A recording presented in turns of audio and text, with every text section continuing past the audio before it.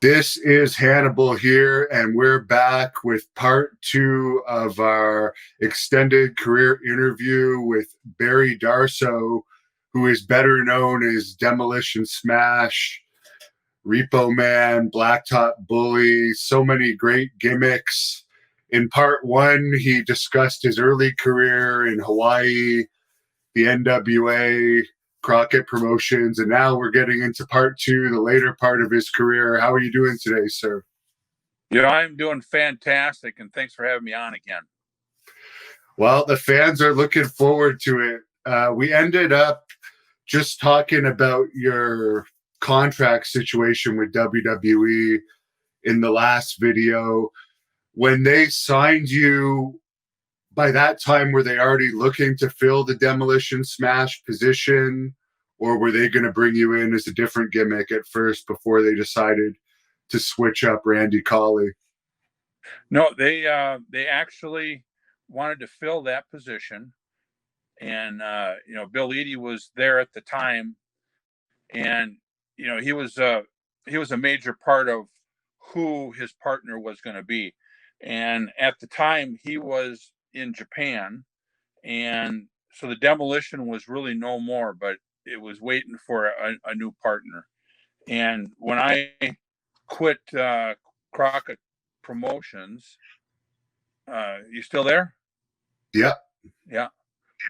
When I quit Crockett Promotions, I had about a week or two off, and then Vince McMahon called me up, and he wanted to meet with me. So that I wasn't going up there for anything else. It was just to fill that position. And what were you told about this Demolition gimmick? Were you aware right from the start that this was going to be a tag team push to the moon? No, when I first went up there, Vince called me up. I had a limousine, flew up to the office, and I was in one of the offices, and Terry Garvin was the first person I met.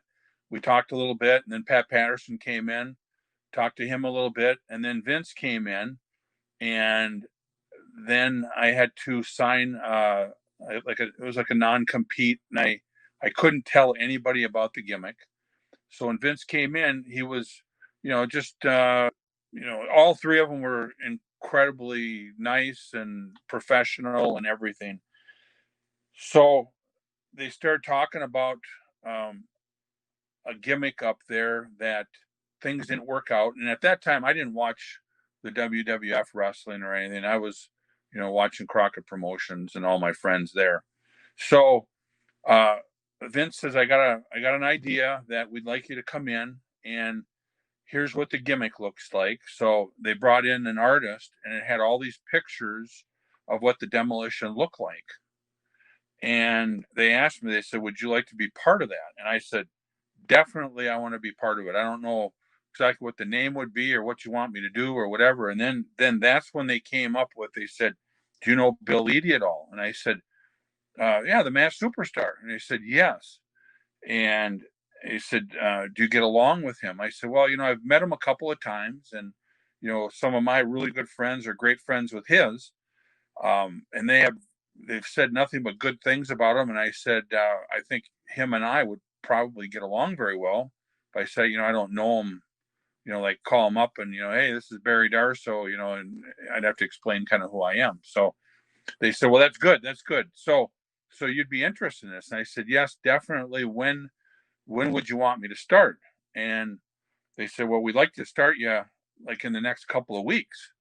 And I said, oh man, Vince, I said, I'll do that if that's what you want me to, but I really need to take just a little bit of a break. I need to heal my body up a little bit. And I need to train and really get in incredible shape, because that first debut I make out there, I want to make a splash. And he says, you know what? I'm glad you said that. I think that's a very smart way to go. And I said, and plus, I'd like to meet with Bill, and I'd like to talk over the gimmick and figure out how we're going to do this. And he's the veteran, and so I really want to learn from him. And Vince says, perfect. So why don't we have you start in, let's say 3 months, you sign a contract and we'll get her going at TV right after WrestleMania. And I said, perfect. So I signed the contract and everything, and I went home, and that was the start of the Demolition. For Randy Colley, was he upset? According to Bill, I guess you wouldn't have known, but was he upset that he was getting replaced? Well, I never saw Randy Colley around at that time or anything. So, since we had that break, and he was still at TV doing some other stuff. So eventually I got to see him, and he just said, Barry, more power to you. Good luck to you. And, because he knew he was a professional and he was a great guy. So, I'm sure he was upset because he knew the gimmick was going to be good, but he just knew it didn't work out for him. And I guess the issue there was too many people recognized him as one of the Moondogs. Yeah, and when they brought me in from, down in Crockett's territory, the people in the WWF, they didn't watch Crockett's territory, so they didn't know who I was. And, maybe a couple people from Philadelphia or Baltimore or whatever, but, the majority of that territory didn't have a clue who I was. Yeah, most people, strangely enough, don't know that you were anybody but Smash. A lot of people were even shocked that you were the Russian in NWA when I played the first part of the interview. They were saying they had no idea. Right. Yeah, it's and then when I changed to be the Repo Man, it was like, there's no way. I got down to like 250 pounds, and I was a completely different person, acted different, acted goofy, and people would say, "Yeah, you weren't the Repo Man." Yeah, no, I wasn't. Or you weren't the Demolition. So it's kind of funny. Did you come up with the face paint and outfits too, or was that something WWE Creative Services presented to you? The outfits were Bill and Randy Colley and The Office. They all had input on that, and it kind of changed. Like when I first saw the cartoon pictures that the artist made, it was different than what we finally ended up with. But it was a mask, and it was the steel spikes and the spikes with the pants, and then that outfit with the straps on there. So we were the ones that, when I went up there, we were the ones that really finally said, this is what we're going to do. And then it was okayed, because Vince did want you to be comfortable and wanted you to have input at that time on what you're doing, so you could be the best at what you can be. And I think that's changed a lot now, where they just tell you, here's what you're going to do, and this is it, and this is what you say. And they don't give anybody any creative uh parts anymore. It's like, you got somebody else that creates it, and you got to be that guy. As far as the face paint, were you happy that you were going to have to put face paint on every night? Because that seems like it might be a bit of a pain. I actually liked the face paint, because at the time, really the only one that had face paint on were the Road Warriors in the business, Kabuki. Um, there was really nobody else. So for us, that was kind of a different thing. And both Bill and I, we kind of have baby faces. We don't have the faces where somebody looks. Some guys are so ugly they're good looking, and they got a wrestling face or whatever. Bill's a school teacher, and I'm a sales guy, so we kind of have regular faces. So it was kind of nice to put the paint on your face and be a completely different character than what your normal character was. So when we were screaming and yelling and wanting to beat people up and kick people's teeth in and everything, that was a Demolition. That really wasn't Barry Darsow. So, putting that on kind of gave me a whole nother persona in real life, actually. But then when we got to the airport and everything, people didn't know who we were, and we'd be with all the other guys at the airport. They knew who Andre the Giant was and who Fuji was, and Hulk Hogan and all these guys, but they didn't really know who we were, and it was kind of nice. It was nice. Yeah, I can imagine you wouldn't want to be bothered by fans constantly at the airport if you're on the road over 300 days a year. Well, yeah, and back then it was, I mean, it's big now too, but the wrestling fans were fantastic. Everywhere you went, they knew your whole life and everything, and it's nice being in the limelight and everything. But Bill and I really weren't like that. We were kind of normal people with a crazy job, and we were different people. It's almost like I think there was a movie out one time when there was a school teacher that at night he was a wrestler and he wore a mask, and that was Bill and myself.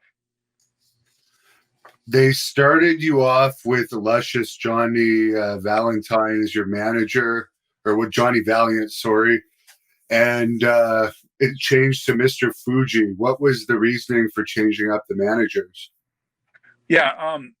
So when we first had the gimmick, the Demolition, Vince told us that we want you two guys to be the two toughest son of a guns in the world, but you need to be able to work with everybody. And he never mentioned the Road Warriors, how they worked or how Hulk worked or anything. He says it's you guys. You're two big, huge, strong people who just beat people up, and that's what your gimmick's going to be. But work with people. He says, and I'm going to put you with Johnny Valiant, Johnny V, and he's going to be your manager. So both of us knew Johnny. We thought, oh, this is going to be a great, great deal. Well, once we had Johnny for our manager, he started. He was Johnny V. He didn't do anything for us. He did it for himself, and that's what a lot of the managers did. They they were the boss, and you were their employees. So that's kind of how he did it. And he was more on his interviews joking and doing things like that instead of being, I got the baddest team in the world. He'd have a joke about it. So after doing a TV or two and being in some house shows, we noticed that it was kind of like we were a joke kind of. It wasn't like it was a serious thing where people thought we were going to go in there and just kick some people's butts. So we went to, we told Johnny, we said, Johnny, with your gimmick, we uh, we don't feel like we're the Demolition, and we're gonna go to Vince and see if we can, work something out. And Johnny V said, hey, I totally understand. He says, I don't want to change my gimmick, and you don't want to change your gimmick. So we went to Vince and said, Vince, we talked to Johnny, and we need to change managers to make us look like we're tougher. you know, he's making jokes and everything. We don't need any of that. So then Vince says, well, I got the perfect guy. And he says, we're going to put Fuji with you and we're going to make him beat on you. We're going to have him hit you with canes. We're going to have him, uh, cause he's vicious and, kids are scared of him. So he says, how do you feel about that? And we said, perfect. So when we got with Fuji, we told him a story about Johnny V. And he says, okay, here's what, I'll do whatever you guys want me to do. And he says, and I'll be out there telling you, ordering you what to do. And we said, perfect. And then Fuji ended up really critiquing what we did. He was like our real manager. So when we were out in the ring, we'd say we wrestled the Heart Foundation or whatever, and we'd come back after 30 minutes. He'd pull us aside and he'd say, hey guys, why don't you change this up, because it didn't look like it was as vicious as this. And we listened to him. So it was, Johnny V was a great guy and everything, but he wasn't a good manager for us, where Fuji was a fantastic manager for us. And that's kind of what helped make the Demolition. For sure. And one of the first teams you had a lot of matches with was Billy Jack Haynes and Ken Patera. How was it being in the ring with them? Oh man, I love those guys, and growing up, I hate to say, that Ken's a lot older than I am, but growing up here in Minnesota, Ken Patera, he was kind of my guy. I loved Ken Patera. He was a heel. He was the strongest guy in the world, and I wanted to wrestle like him when I first started. So he took the arm drags, he got slammed, he was a big guy that could work, and that's what I want to do. So when I first got with them and Billy Jack, and I didn't really know them very well. I knew them, and you don't really know the guys until you get in the ring and you wrestle them for a month or two, and then that's when you really become great friends. But I thought that there was going to be kind of a struggle between, them trying to push us to be a top tag team and coming in against the top tag team already. I thought maybe that they'd want to take advantage of us a little bit. And it ended up not being like that at all. Ken was an incredible guy to work with, and Billy Jack was unbelievable. And us being the heels, they listened to what we wanted to do for the match, and they knew that we were good guys and we weren't greedy. And Bill already knew Ken and Billy Jack, so that worked out pretty nice. So we had some great matches with those guys. Oh, I loved working with them. So you never had any problems with Billy Jack. He seems like a nice guy, but he was a bit on edge sometimes, which he even admitted himself. You broke up there a little bit. Oh, sorry. Were you ever intimidated at all being in there with Billy Jack? Because he is a nice guy, but he's self-admitted that back in those days he was on edge a little bit. Yeah, Billy was on edge all the time, but he was business with us. He was fantastic, and I never saw that side of him, and and maybe it was because he knew a lot of my friends, and we became friends like that. So that could have been it. And of course, you ended up beating Strike Force, Rick Martel, and Tito Santana for your long championship run. How was it winning the titles? Because they meant a lot back then, probably more than they ever have in WWE. And what was Strike Force like to work with? Oh man, I'll tell you. First of all, what an honor. And what was really hard was, so we come into a new territory, and you got the greatest tag teams in the world in this territory, and the WWF is huge. That's everybody's goal, is to get there, because that's where you make the money. That's that's what wrestling's all about. So when they started the Demolition, we had some heat with the guys, because I'm 320 pounds and Bill's 300 pounds, and Bill's been around, top guy forever. And when we came in there, they thought, well, here's two guys that they're going to push those guys to the max and get to the top. So for the other guys, who's going to be the ones that are going to be passed up? That's kind of what their thoughts are. So it was kind of pulling teeth a little bit with some of the matches to get to be a top team, to where we could actually go against a team to have the belts. So that was probably a year of working opening matches with people, and like working with the Rougeaus and the Killer Bees, and these guys. We'd work programs with them, and Ken Patera, and Billy Jack. So we were kind of opening matches and middle matches, and here we're all top guys. But that's just kind of how it was. And finally we had our break to have a championship match with these guys. And Rick Martel and Tito were, they're two of the lightest workers that you work with, but they can fly, and they've been around so long already that they know how to get you over, and they know how to get over. But they were professional enough that they let us, as the heels, call the match, and we were professional enough to, when they called something, we went along with it. And that's why when we work programs with those guys, it works so well. And when it got time for that match and we beat them, to me, that was one of my highlights, being one of the younger guys in the territory, and being able to work with two of the best workers in the business, and win the titles from them.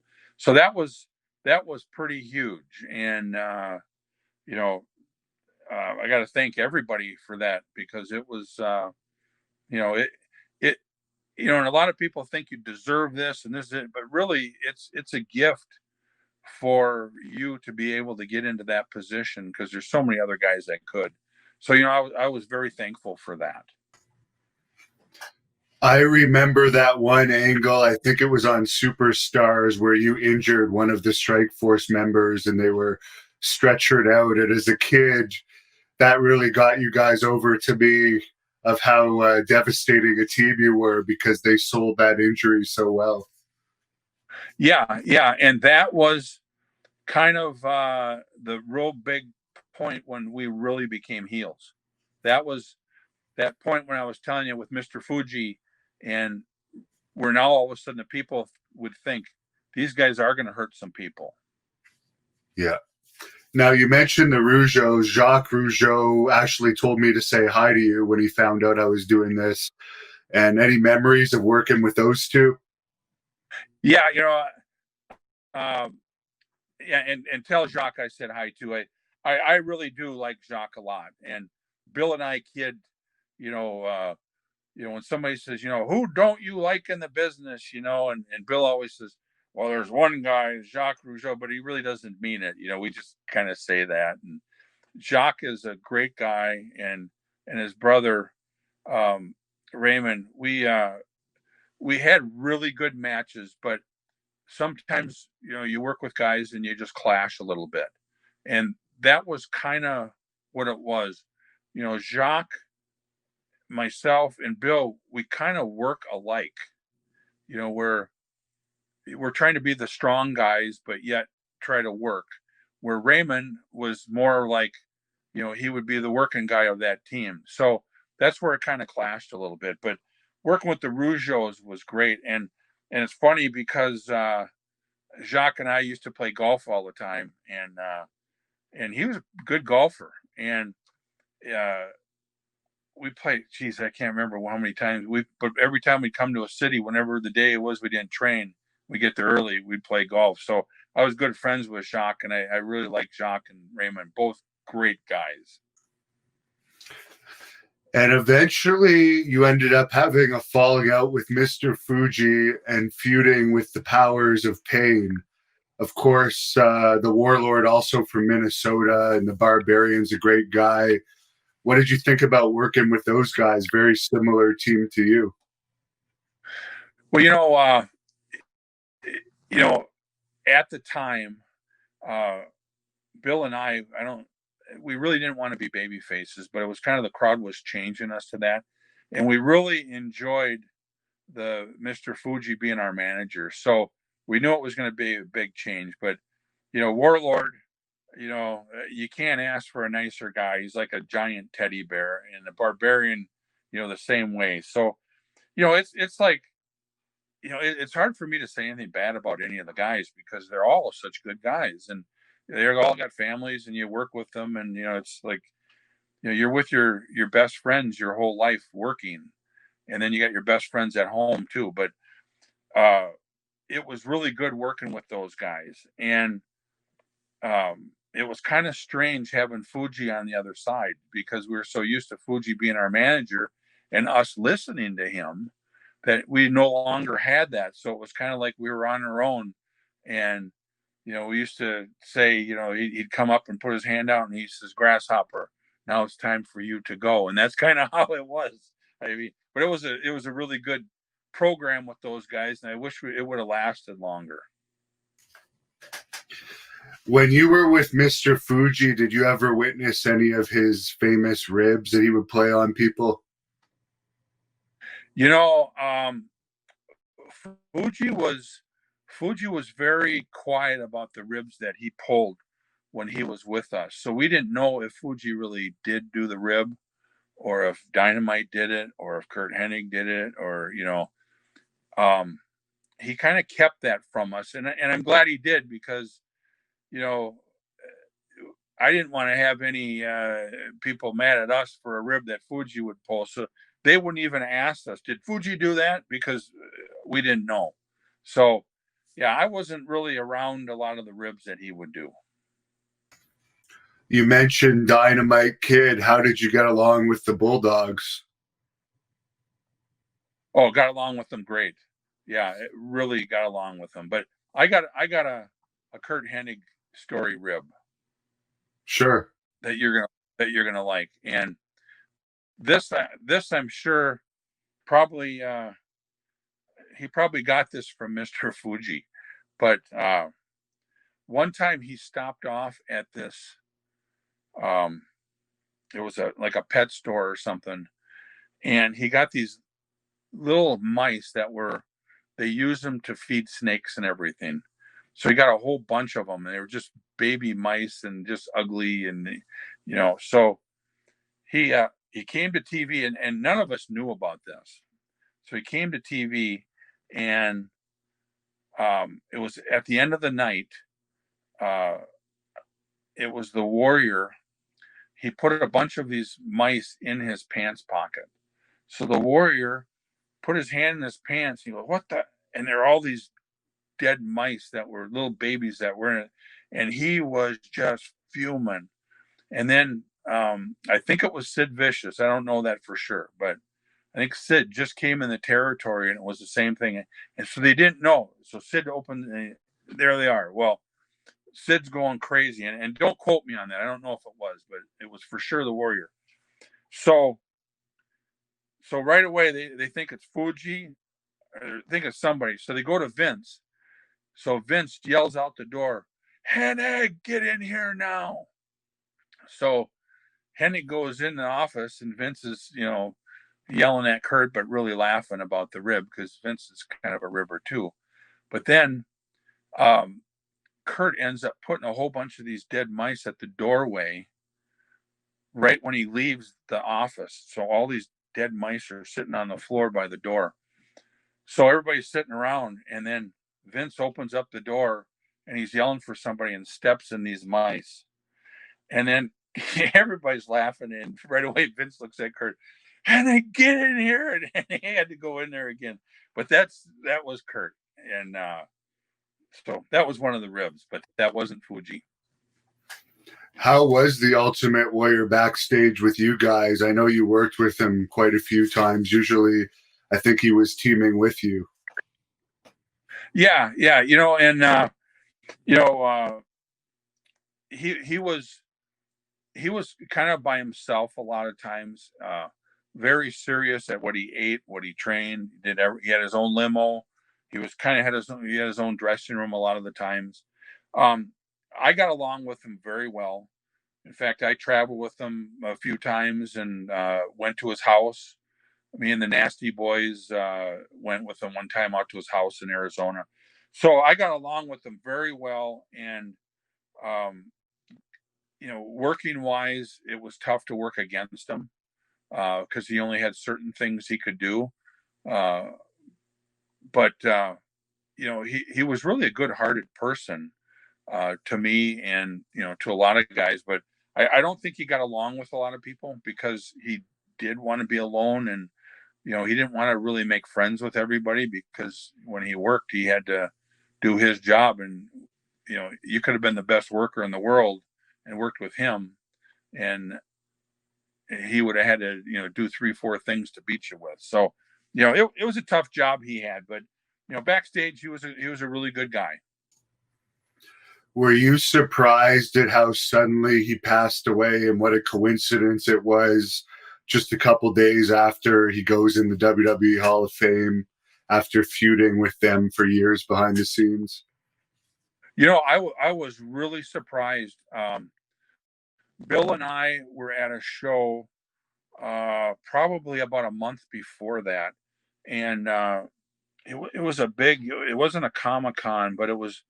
I can't remember where it was. It was out in L.A. or something, and I wanted to go say hi to him because I didn't talk to him for probably 5, 6, 7 years, and I was in England, and he was there and didn't get a chance to hook up and say hi to him. So I really wanted to say hi to him there and just see how he was doing, and never got to connect with him again.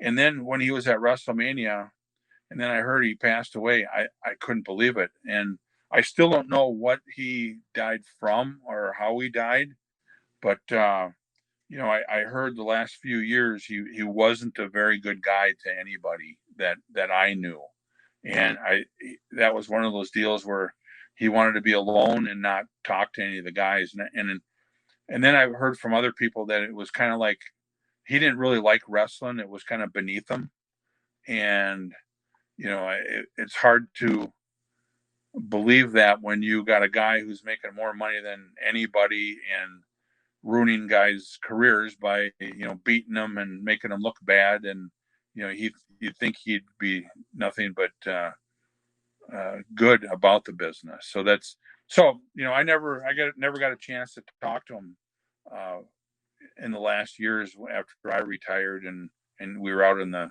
circuit together. So As far as Hulk Hogan, how was he behind the scenes? who was that? Hulk Hogan, was he easy to deal with behind the scenes? I don't think you ever wrestled him, but I'm sure you were on a lot of his cards over the years. Oh yeah, Hulk was fantastic. Hulk was completely different than the Warrior, and um, you knew Hulk appreciated the business because he was one of the guys that made this business.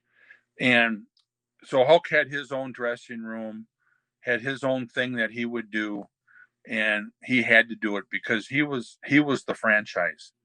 So all the pressure was on his shoulders, commercials, meeting people, this and that and everything. He was, it was a little different for him to be with the guys all the time because he always had something going on. So, but Hulk was good enough that he would come in and be with the guys all the time. So he was one of the guys.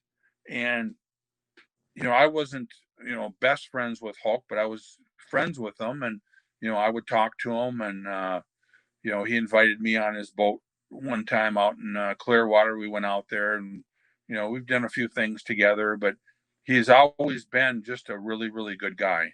And, Kurt Hennig and him were good friends. And, it seemed like Hulk was friends with pretty much everybody.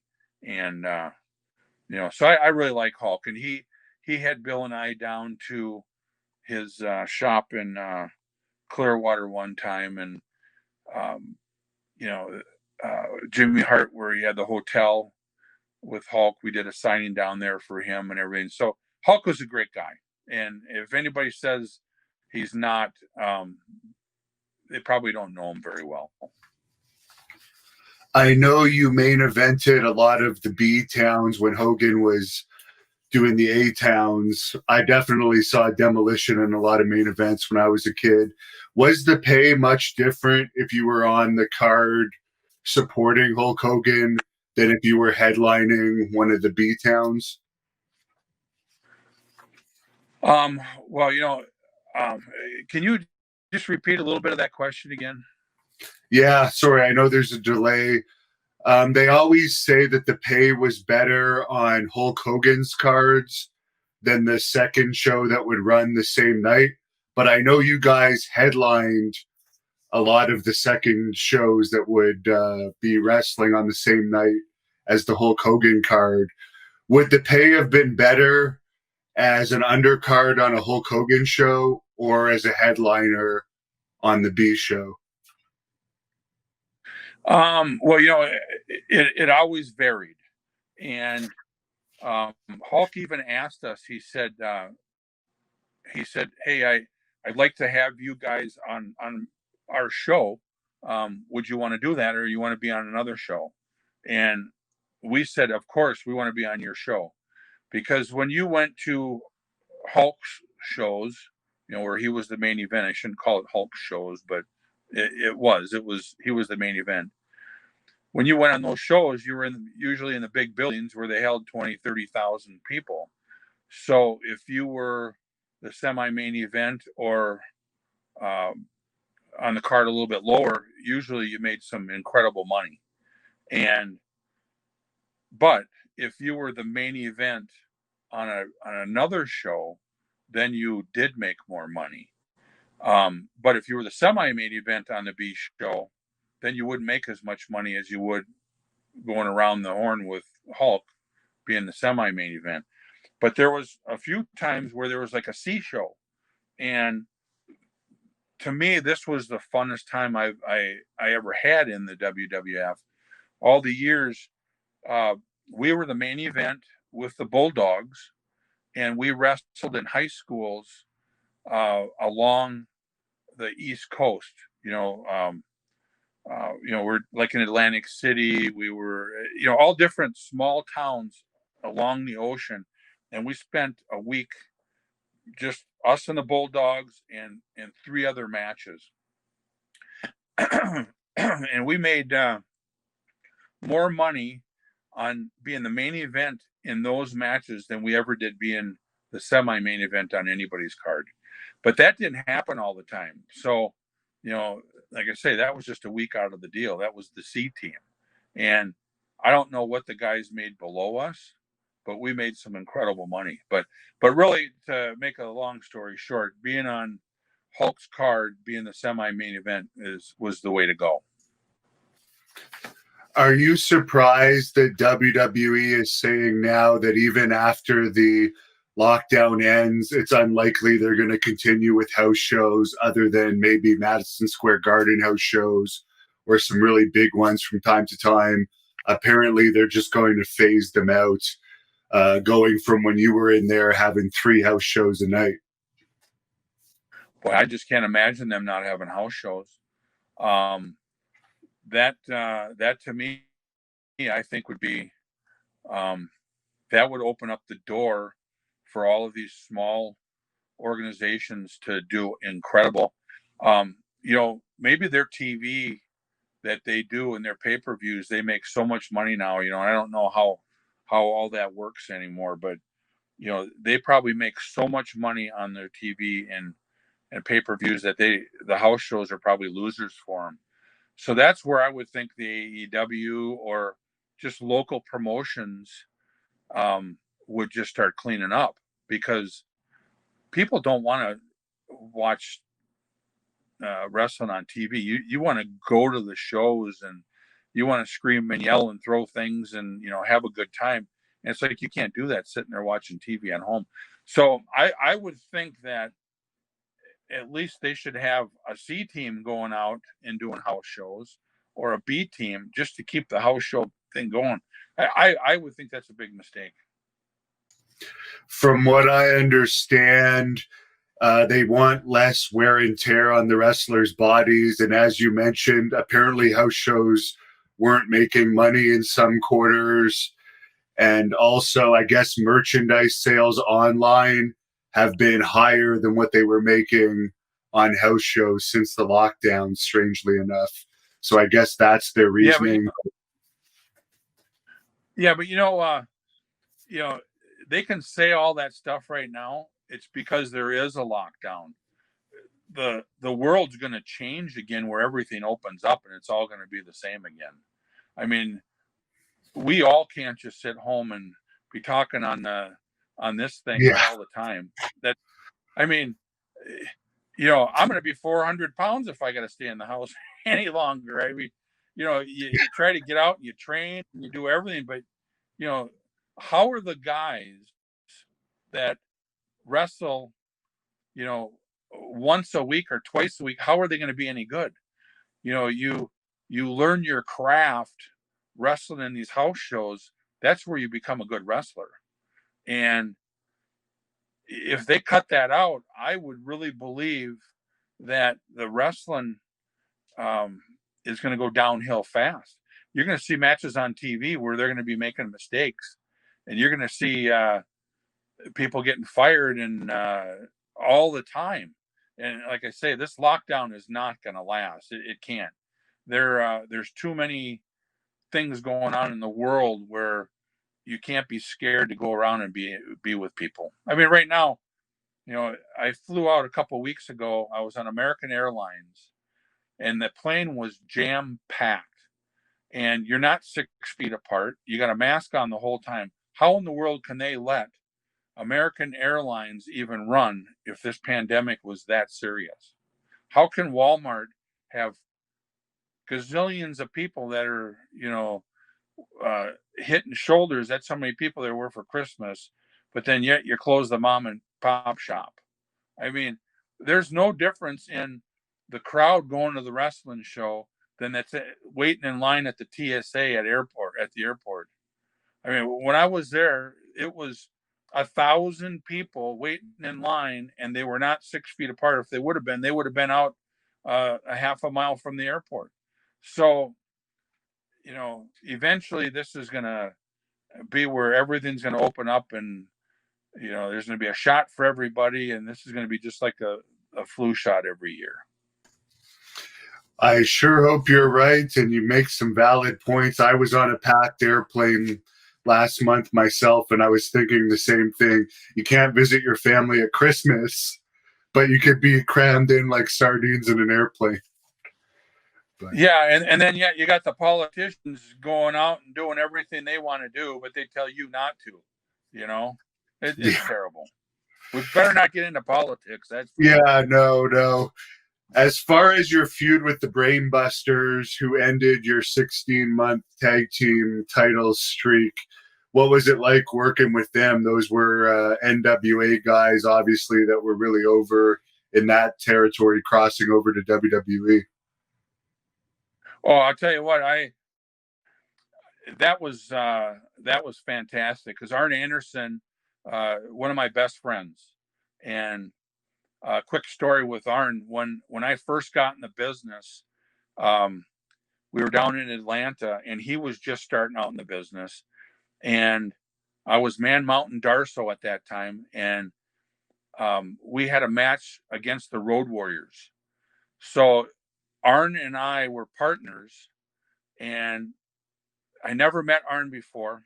So we're kind of talk over the match a little bit, what we're going to do. So we get to the corner, we walk up the steps, and I said, yeah, Arn, why don't you start?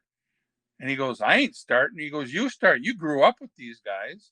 I said, well, I ain't starting. I grew up with them. I know they're freaking crowbars. They're going to kill me. He says, well, I ain't getting in there. We both stood outside the ring, and we laughed our heads off. And then it ended up starting the match. And it was a great match. But so when, and I knew, Tully was a great worker. He would, in the ring, he had a great mind. Arn was incredible, one of the greatest minds in wrestling. So working with these guys, and we're the baby faces now, Bill and I both said, you guys go ahead, call the matches however you want to do it. We'll go by, what you want to do. And they were professionals. And we had incredible matches with them. In fact, we had a 2 out of 3 deal with them on TV where we ended up taking up the whole show. And one of the matches we had with them, I thought was one of the best matches I've had my whole life, and it was because of Arn and Tully. Now, I did get hit in the head with a chair when we lost the belts with Tully, and Tully just hammered me, and I haven't been the same since. And I know he didn't do it on purpose, but the heat of the moment and the camera's right there, he laid it in big time, and I hurt my neck, and it's been bad ever since. But working with the Brainbusters, they're both true professionals, and great matches with them, and I really enjoyed it. And it's great working and being in the ring with one of your best friends. What did you think about the way Tully was let go? Because he thinks it was almost a conspiracy type thing, because so many people were doing all kinds of stuff back in those days, but they seemed to single out Tully. Yeah. Could you repeat that? You're breaking up again. For the way that Tully was let go due to a failed drug test, he feels that it was almost a conspiracy because there were so many people doing stuff back then, and it seemed like he was singled out. What were you thinking about that at the time? Oh, when he left? Yeah. Yeah, I was going on with my life, so I didn't really know. Tully wasn't one of the guys that I talked to all the time. We were friends, wrestling friends, but not friends outside the ring. So I didn't know what happened with that at all. But um, you know, Arn and Tully were a great tag team, and I don't believe they were really best friends either. Um, so I don't know what the whole story was, why they left or why Tully got let go. I don't know what that situation was. It seems like he's the only one that was ever caught for cocaine, and we all know that so many wrestlers did it back then, so it is strange. Yeah. Being around Bill and Fuji, and I hung around with Tito Santana a lot. Um, I never knew the guys that were around doing that, so I didn't know who did it. I mean, we kind of tried to stay away from everybody, you know. So Yeah. I didn't know who did drugs or didn't. You kind of heard rumors, but I don't know what exactly that was. That's one of the reasons why you're healthy, and so many, unfortunately, of your colleagues are gone, sadly. Oh, it was terrible. The sleeping pills and pain pills and all that stuff. That's what killed everybody. Now, you regained the titles shortly after losing them. I guess that was due to Tully's departure from WWE. And then you dropped them again to Andre and Haku. What was it like working with the Colossal Connection? Oh, I tell you what, it was great, and thank God both of those two we were friends with. Um, Andre and Bill, they've had a friendship for years and years, and it was really great being partners with Bill and meeting Andre and becoming friends with Andre, because I used to play cards with Andre in the dressing room all the time and got pretty close with him. And then Haku, of course, we were really close with Haku. Um, and when we had the match with those guys, they actually would do anything that we wanted them to do, and we did anything that they wanted us to do. And Andre was limited. He was at the end of his career. His knees were bad, his back was bad, and he was pretty hunched over. But we would do anything for him, and we tried to do everything we could to make him look good too. And we did have uh, one of the last matches with him.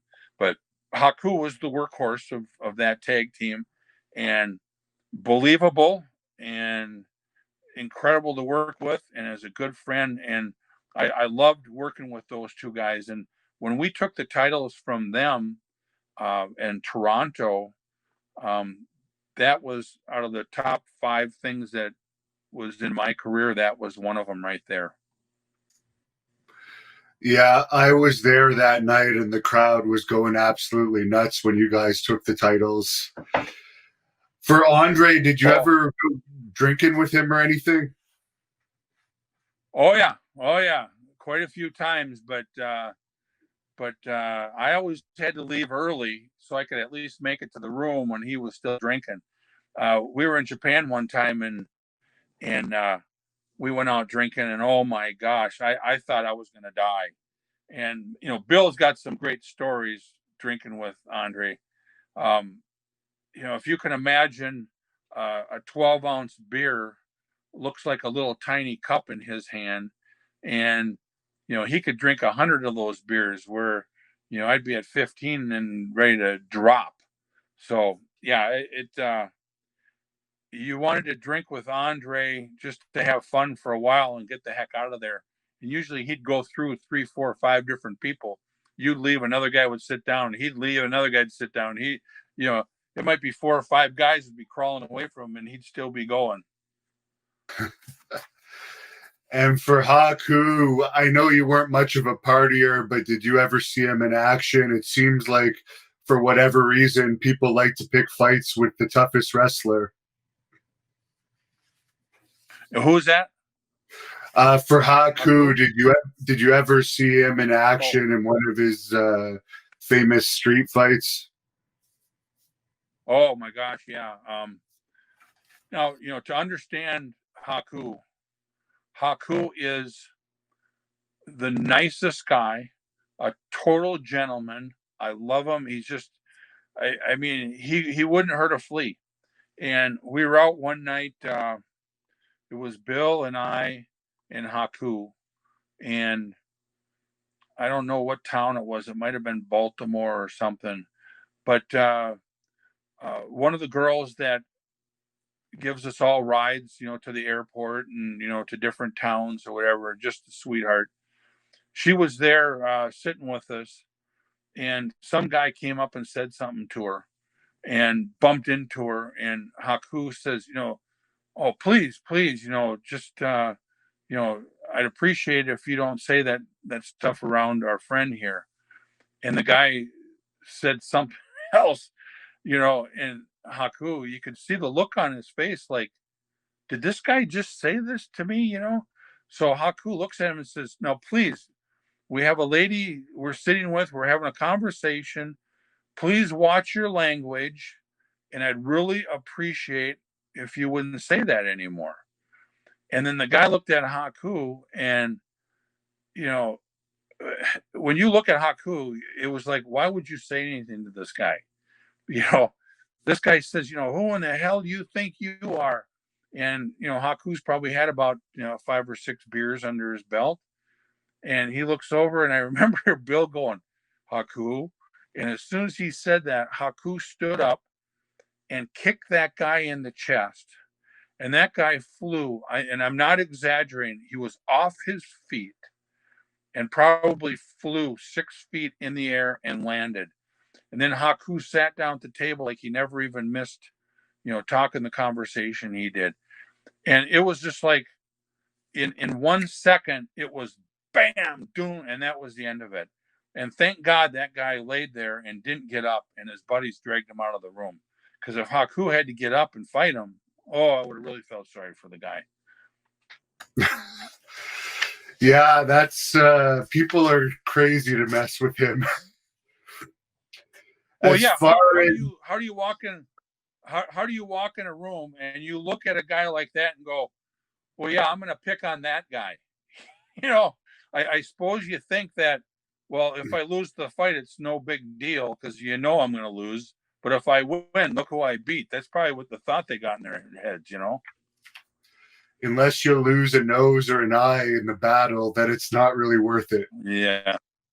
Yep. Which I understand is what ended up costing Haku a lot of money when he got sued over that nose bite thing. He ended up having to pay a fortune to that guy, and unfortunately. Yeah, I never heard about that one, but all I know is Haku is one of the nicest gentlemen around. Oh yes, one of the nicest, but for whatever reason, people want to mess with him. It's very strange. Now, while you were still tag team champions, Crush was added to the mix. What was the reasoning for bringing Crush into the group, making you guys a threesome? Okay. Yeah. Everything was going fantastic for us, and we were on probably a 5-day break at home after being on the road for probably 30-40 days. And Bill went to a Chinese restaurant and had shrimp, and him and his wife were going to the movies, and then all of a sudden his throat started swelling up. He had an allergic reaction to shrimp. So the ambulance came, everything. They got him to the hospital, and he actually did. His heart did stop for a while. It was very serious. They got him to the hospital, revived him. Everything was good. So he had to stay home and get away from the business for a while. So we had, 2 months of bookings, different places. So they brought Crush in at that time to fulfill those dates because they didn't. It's kind of hard to, you know, all of a sudden when you got 2 months of bookings and then pull one of the top tag teams out. So then they thought, well, they'll bring another partner in, and Bill only missed a couple of nights of work. Otherwise, he ended up being our manager then. So the Demolition was still together, and that's why they put Crush in there. And Crush, I never met Crush before, but I've heard from friends of friends how good of a guy he was. So I knew we were going to get along. He was just like, he was just like we were. But he was pretty green in the ring. Didn't have a whole lot of years of wrestling, but he trained over in Japan. So, you know, he was a tough son of a gun going through their training and everything. I knew he was going to be good, but never had an experience where he'd move into a top position like that. So it was a little tough with him, but he worked out really good. And tell you, I love Crush. We became really good friends. And of course, you feuded with the Hart Foundation, which I remember you main evented a show here in Ottawa, Canada during that time against them. What was it like working with Brett and Anvil? And are you surprised Brett went on to have so much success? You know, we, Jim and I we were partners in Florida, and I was really good friends, roommates with him at his house in Florida. And then I knew Brett through Jim way before that, and then being in the territory. And Brett was always really a good guy. And we had some incredible matches with those guys. And not because, Jim wasn't a great worker, but he was a great worker at being as big as he was. So Brett was the workhorse of the team. And that's what made the matches, because you got the big strong guy and then you got the worker guy. So Jim did what he did really good. Brett did what he did really good. So they worked different than Bill and I worked. So it ended up really, really good to be a good matchup for the matches. And I loved working with those guys, because whenever you're with two of your friends and you work with them, there's always the give and take even more. Here, why don't you do this to me? Why don't you do this? There's a lot of that, and there's not a time with those guys where they wanted to be better than us or we wanted to be better than them. It was always what's going to be the best for the match, and that's how it was. And I still talk to Brett, and Brett is an incredible guy. He's when we tagged up, he really was a single guy that was into a tag. So when he went on to be the world champion and all that, he really deserved that, and he definitely could work to be that champion. When him and Kurt Hennig had the matches, they were some of the best matches I've ever seen in my life. It's almost like Steamboat and Flair. Then you got Kurt and Bret Hart. And when you got a guy with that much talent, he should be the world champion. And I was really proud to see that Vince gave him the opportunity to do that. I know you lost the titles at SummerSlam 90 to the Hart Foundation.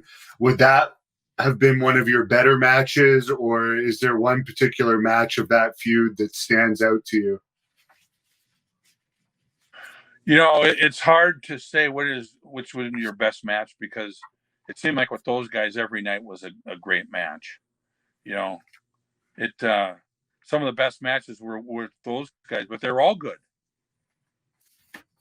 And of course, after that, you had probably your best known feud with Crush, but they didn't really do it as good as they could have. It was you and Crush against the Road Warriors, who they brought in. What are your thoughts on that feud, which it never really headlined a pay-per-view to my recollection, but it was a big house show match. I know you had that match even here in my town as well.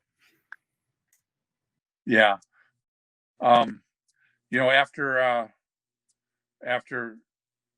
working with all the greatest tag teams around, and then all of a sudden, Bill was sick, and then I got Crush in there, and they really wanted. I think Vince really wanted to get rid of the Demolition and bring the Road Warriors in and have them be the top guys. And it was hard to work with those guys, and I broke in the business with those guys. Because when they brought them in, I thought they brought them in the wrong way. But I had no say about it, and Bill had no say about it. Crush didn't.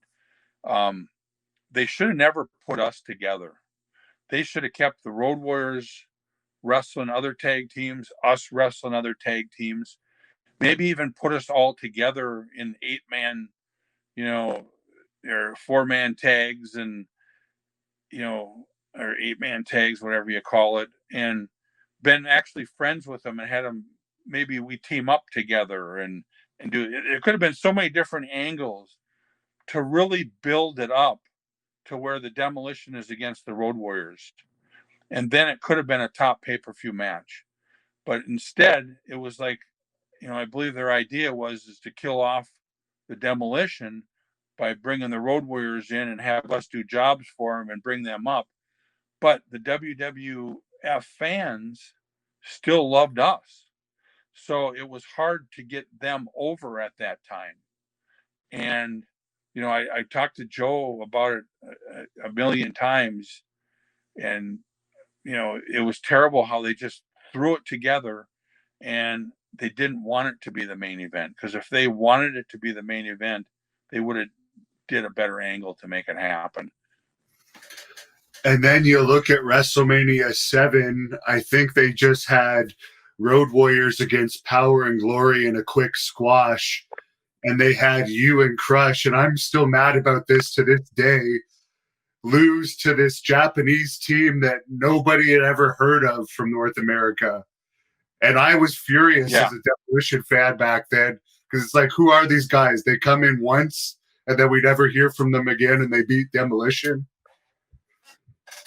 Yeah, and that was a big favor because we were going back and forth to Japan, and that was kind of that was at the end of the Demolition run, and I knew one of the guys I wrestled with from Japan, who was a great guy, and of course, Brian and I, we would do anything for anybody, and that was just our job, was to get those guys over, and it was really a terrible, it was a terrible match, terrible thing, terrible place to put us in. So, but what do you do? Yeah. It was a slap at the face to all the Demolition fans. And as you said, they could have built up the Road Warriors Demolition to there and had like a very memorable match at WrestleMania, but they wasted both of you guys that WrestleMania. So I guess Crush left. And it's no. Yeah, well, and you never know if you got heat with somebody or if they got heat with somebody.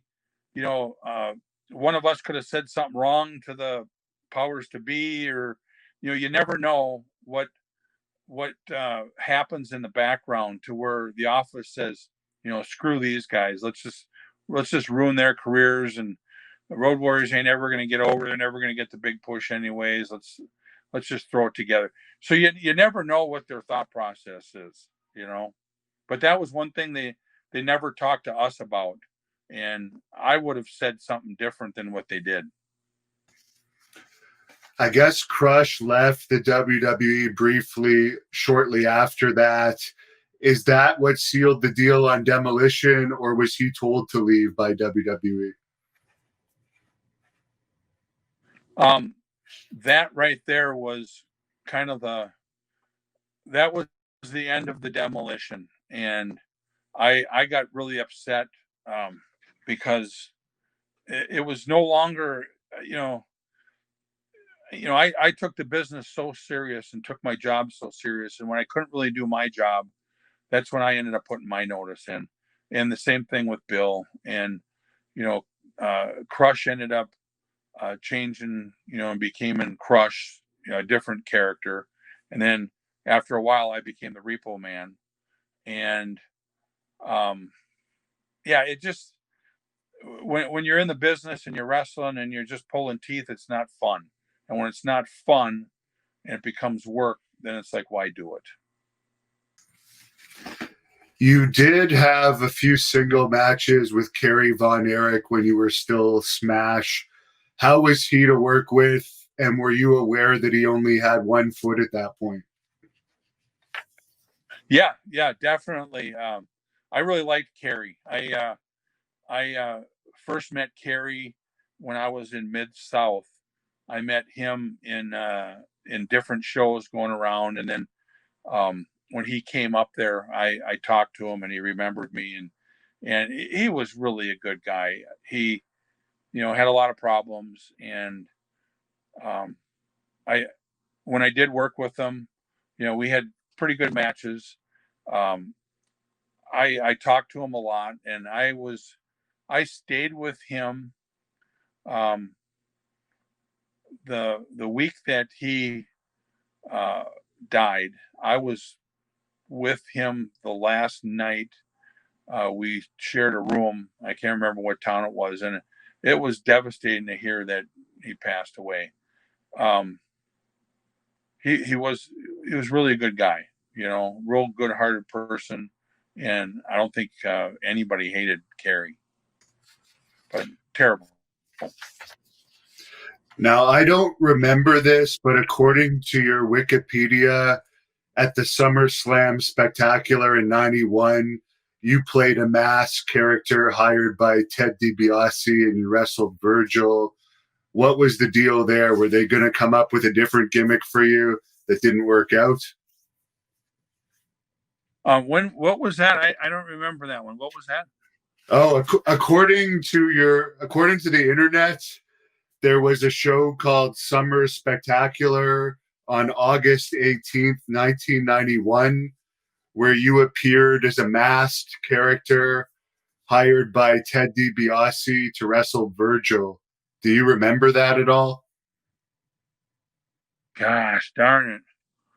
It must not have been very important because I do not remember it. And, like I say, I don't remember a lot of different things, and some things I remember better than ever. But yeah, I Yeah, don't remember that. maybe they just tested it once and then decided to go with Repo Man, or I don't know. But you've wrestled so many matches, I'm sure it's hard to remember that one particular match. Um, Yeah, yeah, I don't really remember that one. so you put in your notice, and is that when they approached you with Repo Man? Was I happy about it? Oh, well, you mentioned towards the end of Smash, you put in your notice. Is that when they brought up the Repo Man character idea to you, or was that before you put in your notice?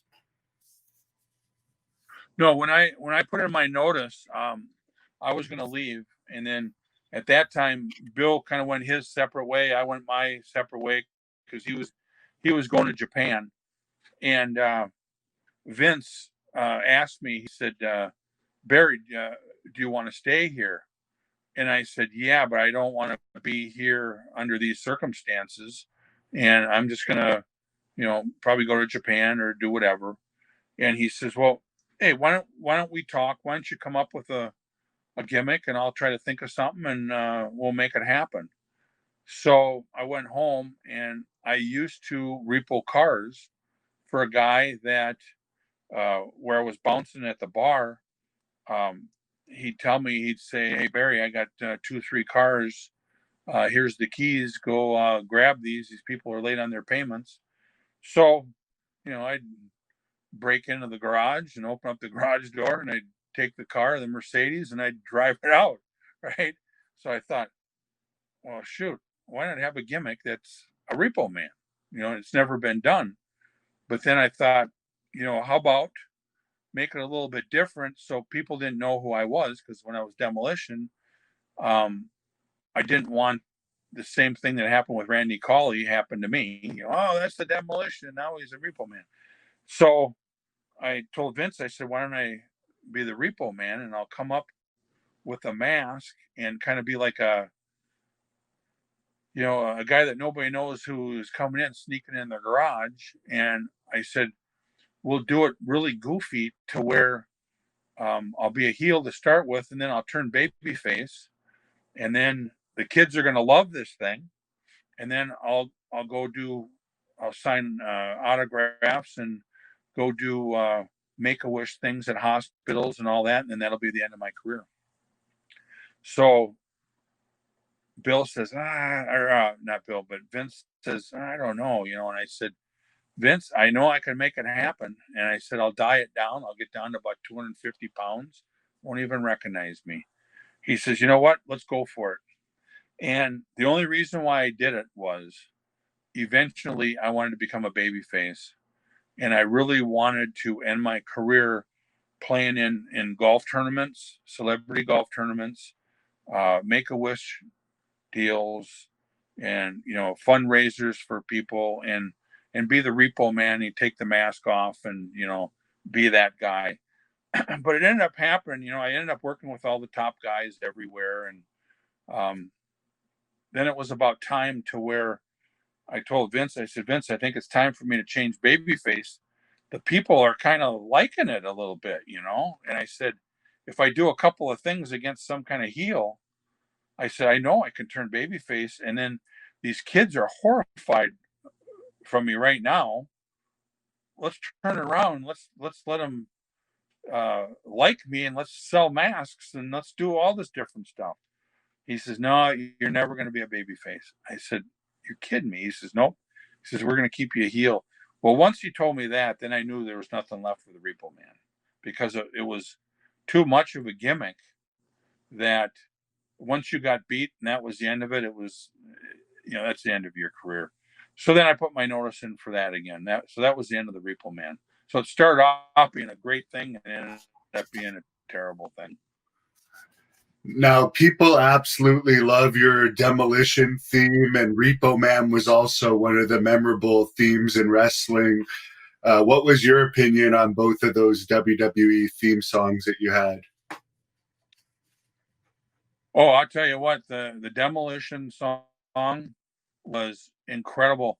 In fact, when Jimmy Hart came to us, he says, hey guys, he says, I'm going to write a song for you. And we were really excited because, up there, once you get a song, you got a job, right? So we knew with Jimmy writing it too, it was going to be good. So he came back to us a couple weeks ago and he says, here, I'm going to let you listen to the music. And he says, we got Rick Derringer's going to sing it, but here's just the music for it. So once he played the music for us, we said, that's us, and then we came out the first time with that song and nobody knew who was coming out. And when we came out, the people went frickin' nuts hearing that song. So then after, when Rick Derringer sang it, that was like, you're a top guy now because you got probably the best song out of all of the guys out there. And so it was huge. Jimmy Hart's incredible. And then when he came up with the Repo Man music, I think Stone Cold Austin ended up taking part of that for his theme. I don't know that for sure, but yeah, Jimmy Hart, unbelievable. And you had a feud with Crush as a Repo Man. Did they put you with Crush to kind of teach him, since you were already friends with him and he needed help in the ring a little bit and he knew you were a good worker?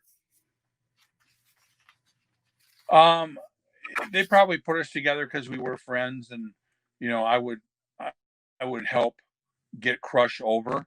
My job as the Repo Man wasn't to be a top guy. It was to help get people over, and I didn't mind doing that because I got paid well, and Crush and I got along so well. So yeah, I think it did. They did put us together to do that, and then we had the big match at Wembley Stadium, which was great. It was a short match, and he beat me out there, and that was to get him over. And it's an honor to get beat by a friend of yours. It's just I looked at it a lot different than other people because I knew I could work and I knew I could get over. And when you give me a chance to get over, I'll get over. So everybody did jobs for me, so it was time for me to do jobs for them. And speaking of Wembley Stadium, one of your other big feuds as Repo Man was against the British Bulldog, which helped get him over before his big Wembley Stadium match. What was it like feuding with the Bulldog as a singles match? Was that one against which one was that? That wasn't against Dynamite. That was Davey Boy. No, that was Davey. Yeah, that was Davey Boy. Yeah, and Davey and I were really good friends too. So, yeah, anything to get, when you're working with Davey and he's the main event, one of them at WrestleMania. I mean, that for the office to put that trust in you to help get a guy over so then he could work against Bret Hart. I mean, it was huge. It's like I say, I tell my son all the time that I was the luckiest guy in the world, and I really was, because of all the places I've been, all the positions I've been in, and just having the office, in the one thing that's the most important thing in your life, letting you get these guys over like that shows that I think I was a good enough worker to be able to do that. So yeah, it was great working with Davey. And after that, you ended up jumping over to WCW, which was just starting to pick up some steam. How did you end up signing with WCW? Who did you contact there? Yeah, I contacted Arn at the time, and Arn and I were best friends. So I called up Arn and I said, "Hey, Arn, do you think you can get me a chance, a meeting with Eric Bischoff or somebody?" And he said, "Yeah, definitely." So it ended up being where he gave me the number, and then I called up Eric Bischoff, and I got a meeting with Eric. So we go in his office, and I'm sitting down with Eric, and Eric knew who I was and everything, and John Nord and I were kind of tagging up. We sold cars at the same car lot, and then we were tagging up on small shows around Minnesota and Wisconsin and everything, just having a good time. So we went into, I had the meeting with Eric, and John had the meeting with Eric. And I said, "John, whatever you do not take less than like $200,000. And I'm going to do the same thing." So I go in with Eric, and I said to Eric, I go, "Eric, I'd like to come in, me and John Nord, and we want to be a tag team here." And he says, "Yeah." He says, "I really don't want you to be a tag team." He says, "I'd love to have you, but I don't know what I would pay you." He says, "Do you know what you want to get paid?" And I said, "Yeah, I want to be paid a few $1,000,000, and I think I'm worth it." And he starts laughing. He goes, "Well, how can I justify that?" And I said, "Well, why don't you just bring me in the territory?" I said, "I'll start training like a son of a gun. I'll be the toughest son of a gun there is. And I said, I'll beat everybody in 30 seconds. I'll beat Hulk Hogan. I'll beat everybody. And I'll be the top guy. And then I'll be worth those millions. Instead of paying me 20 million, just pay me 10 million. And then you just save 10 million. And then you got your top guy." And he laughed. He goes, "That was a great answer." He says, "But that ain't going to happen." And I says, "Well, what's your thought?" He says, "Well, how about I pay $175,000 and you'll just do TVs and hardly work?" I said, "Eric," I said, "that's a great deal." But I said, am I going to be partners with John?" He goes, "No, you won't be partners with John." So I says, "Well, you know what? That's a pretty good deal." I said, "I'll talk to John and I'm going to take that deal." So I talked to John. I told him that. "You're kidding me." He says, "I talked to him and I'm not making that much money." And I says, "Well, what's the deal?" And he says, "Yeah, I think I'm making like 125 or something." And I says, "Yeah, but I asked for 20 million and then I settled for 10 million. I got 175." And we laughed. And Eric was a great guy. So that's how I started my job there. You didn't start as the Blacktop Bully. I guess you started under your real name. Was that the plan all along, to evolve into the Blacktop Bully character, or did they kind of just throw you out there with no plans at first? They just got me the job, and I had a job just to do some TVs and try to figure out what to do with me. And then, um, and at that time, I don't know who the booker was. I can't remember what it was, but then Ric Flair became the booker, and Rick says, "Yeah, we gotta think of some kind of an angle for you." And he says, "Get with Arn," and he says, "Try to come up with something." He says, "Maybe be a truck driver or something like that." So um, I called up Arn. I said, "Arn, we need to have a meeting." And he goes, "What do you mean we got to have a meeting?" I said, "We need to have a meeting, drinking a couple of beers, and you got to come up with a gimmick for me." And he says, "Okay, let's meet over at Bobby Eaton's garage." So Arn, Bobby Eaton, and myself, we were in Bobby Eaton's garage, and we're drinking beers. And Arn always has his glasses up like this, and whenever he gets real serious, his glasses kind of come down like this, and he looks at you like this.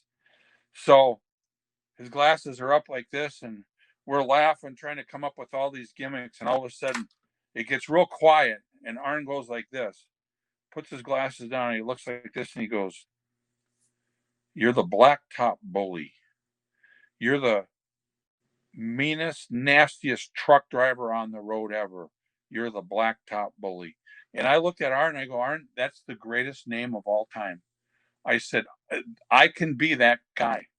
So I called up Rick and I said, Arn, of course, came up with the gimmick. He goes, "I'm the Blacktop Bully." He says, "That's it."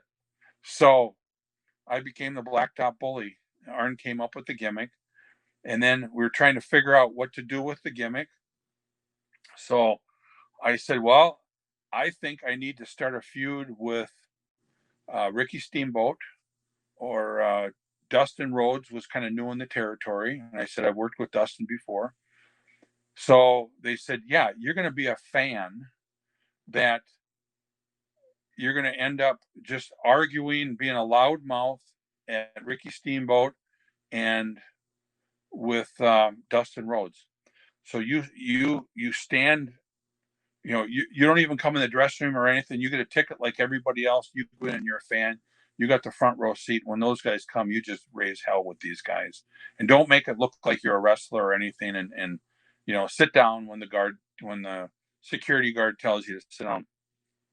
So that's kind of how the whole thing started. And then I ended up going to jail, and I was in one of the Atlanta jails, and it was brutal. And I was in there with the cup and everything. And then that's when Colonel Parker came and bailed me out of jail, and I got together with Haku, and it was that's kind of how the whole Blacktop Bully started.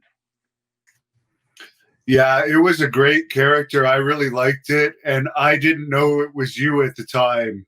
I didn't realize it was Smash or Repo Man. I thought it was a new character. Oh, you didn't know? No, You I didn't was know I was young, but Blacktop it was Bully? before the internet. So it was a Well, great I'll tell you character. that gimmick. Yeah, that gimmick could have went a long ways.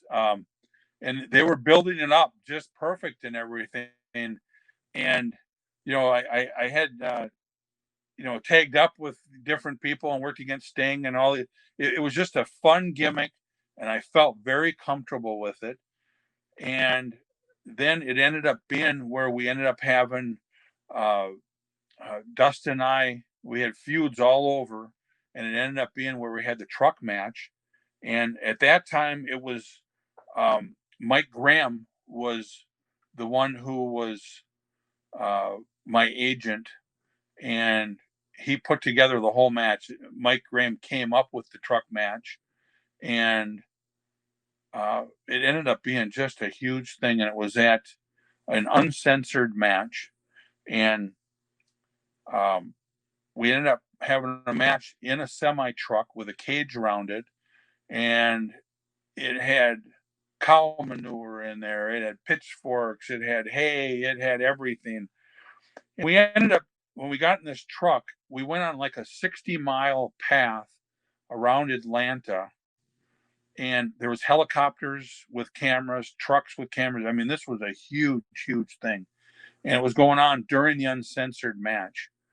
So I thought this was kind of the highlight of my career. And I was going to win this match. So then I could go on, and I'm still the blacktop bully, and I could wrestle Steamboat, and I could, keep going on.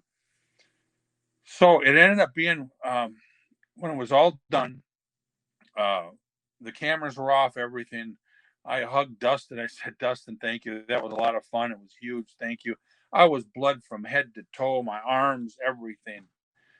And I had to drive back from Atlanta. I was living in Charlotte. So I had all these, just coming out of the truck. I had dirty pants, dirty, manure smell. It was terrible. I ended up driving back, got home. I was all beat up. Got a couple hours of sleep. The phone rings. It's Eric Bischoff. Eric, he says, Barry, he says, what a match you had last night. I said, oh, thank you. I said, it really felt good. I said, Dustin thought it felt good and everything. He goes, I got some good news and some bad news for you. I said, oh, really? What's the good news? He says, hell of a match. Hell of a match. He says, bad news? He says, you're fired. I said, I'm fired? I said, I've never heard of anybody getting fired over having a hell of a match. He says, yeah. He says, the Tower people, he says, we weren't supposed to have any blood on that uncensored match. And I says, well, and I didn't want to stooge off Mike Graham because he told us to get blood. And actually, I got blood the hard way. I hit the cage, split the side of my head open, and my arms, there was, chicken wire in there, and I was cut. My arms were all cut up from the chicken wire. So really, I didn't bleed because I bled. I bled because it happened. So Eric says, please, Barry, he says, just take the firing. He says, take off a little while and I'll bring you back. And I said, Eric, I said, we're friends. You're a Minnesota guy too. I said, I definitely would do that. I said, have you talked to Dustin yet? He goes, no, I'm calling him right now. He says, I'm firing Mike Graham and I'm firing Dustin too.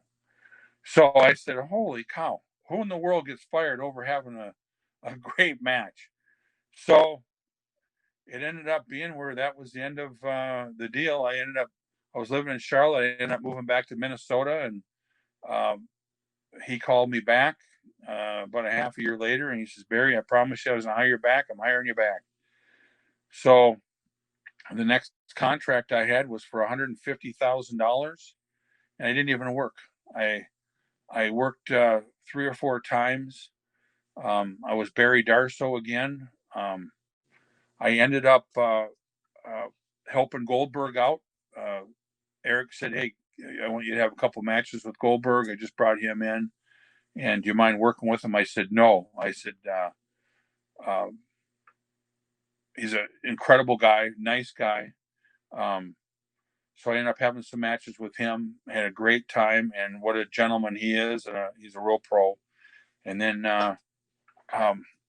they came up with this golfer gimmick for me, and just nonsense stuff. But it was really hard because I wanted to be the blacktop bully again, and I wanted to get a push. But then that's when the NWO was there, and that was the top thing, and there was nothing that was going to be better than that. So after my contract was up, then that was the end of my career at that time. But the pay was pretty good, and you didn't have to do much for those 3 years. What do you think you wrestled on average for those 3 years to make 150 grand a year? Could you repeat that again? You broke up. Okay, you mentioned you were making 150 grand a year. How many matches on average do you think you wrestled a year to make that in those last 3 years in WCW? Oh, that was the best pay I ever had. I think I worked I probably had 5 matches for $150,000. I showed up at every TV. I was there all the time. I bet I probably had about 5 matches for $150,000. I'm surprised they didn't do more with the golfer gimmick, because that was funny and people liked it. But I guess after those 3 years were up, they just didn't re-sign you. No, no. In fact, my last year, I think I made 107. Or no, I made $75,000 in like my last contract. It was just to keep me around, which I loved having the money. I didn't do anything. I never traveled or did anything, but I was always the guy that wanted to work for my money, and at that time it was just like, yeah, it's over with. That's it. Is there any match from that last WCW run that stands out to you? Um, I had some really good matches. Yeah, one that really stands out. I work with Benoit. I really liked working with Chris Benoit. Um, Steamboat, worked with Steamboat. Um, but nothing. What was hard was I was used to being a top guy, and all of a sudden now you're in the middle and below, and the matches didn't mean as much. It was almost like they put you together because they knew you were going to have a good match, but it didn't mean anything. And then you did a job for those guys because that's what your job was. Um, yeah, I suppose working with the boss man too was kind of fun, but nothing really stands out. It was just like you know it's like a guy going to work every day at a factory, and he punches in and he goes out there and he sweeps floors and does a couple of things for money and tries to figure out how to get the 8-hour day done now. That's kind of what my job was. It was like, how can I just finish this day and get out of here? So, that's kind of the feeling it was. How was the dressing room environment in those days? You always hear the horror stories that there was cliques and there was a lot of tension. But I guess if you weren't one of the top guys, they may not have seen you as a threat. So it may have been just relaxed for you. Oh, it was great for me because I was out of the mix of things. But yeah, there was clicks all the time. Oh man, was there clicks. I can remember one time,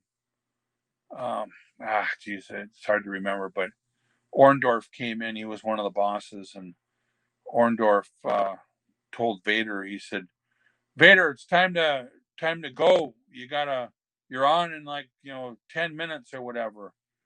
And Vader says, screw you. I'll get ready. And Orndorff says, no, you got to get ready now. You got to be out there. And Vader says, fuck you, whatever it was. Well, you could see Orndorff's face just get beat red, and it was like, uh-oh. Well, he went out and beat the living crap out of him, and it was just, there was some stress going on around there, and but yeah, there was the certain clicks, and I'm just glad I was in a clique that wasn't a clique that somebody hated. I got along with everybody, you know. Do you ever plan on writing a book about your career? It's so extensive. It might have to be 500 pages. Oh man, if I could remember all the years of everything that I've done from the very beginning to the end, it was huge. There's so many things on these stories here that I'm missing. That, like I say, I've had the greatest life in the world. I've been all over the world. I've been with my friends every night. I learned a trade that was fantastic. It and it just it was a good time. And now I'm at another part of my life that I'm retired. I sold my company, and now I go on the road and do sign autographs with Bill, and we get to talk to the fans and meet the fans, and it's huge. And without the fans, there wouldn't have ever been the Demolition. But and talking to you, it's huge.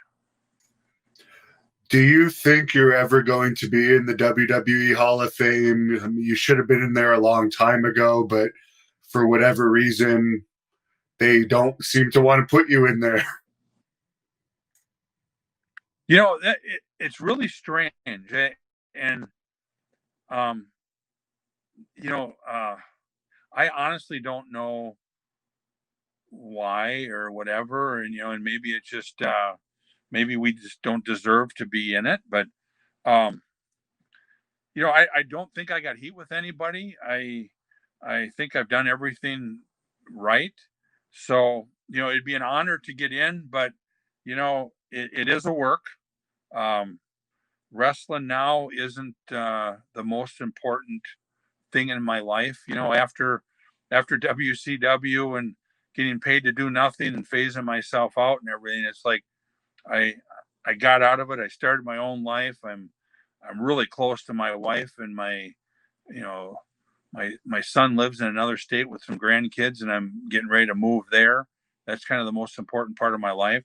So I don't know if I have a beef with somebody, but the office never calls me.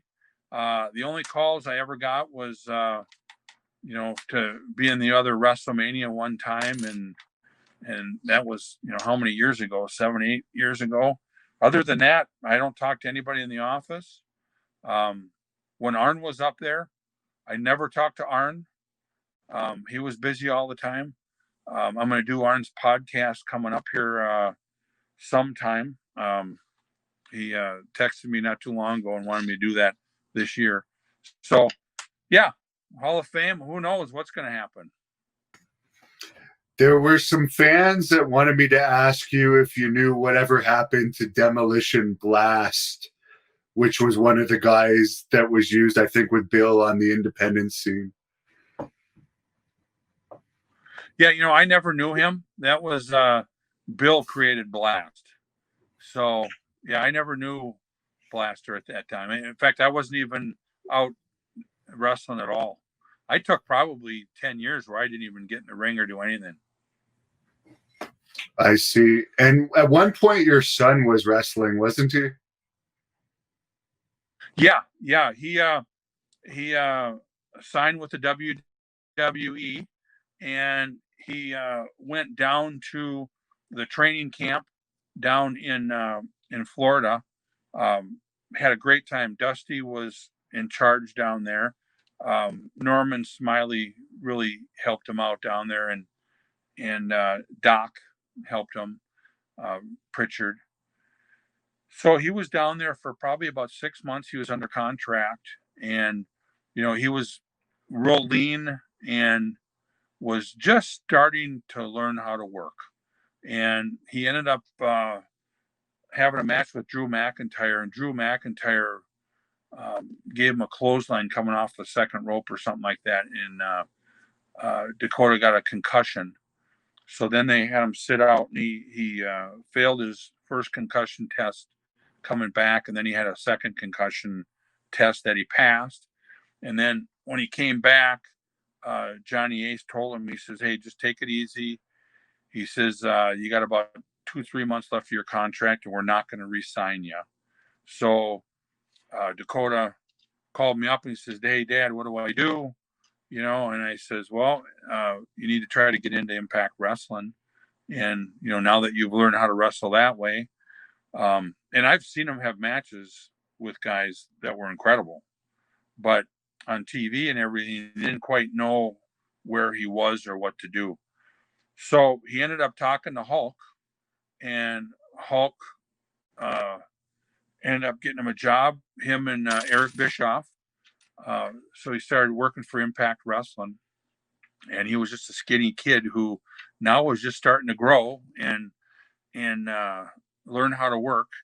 And he had a match on TV one day, and he called me up. He goes, "Dad," he goes, "I don't even want to hear it." He says, "It was terrible."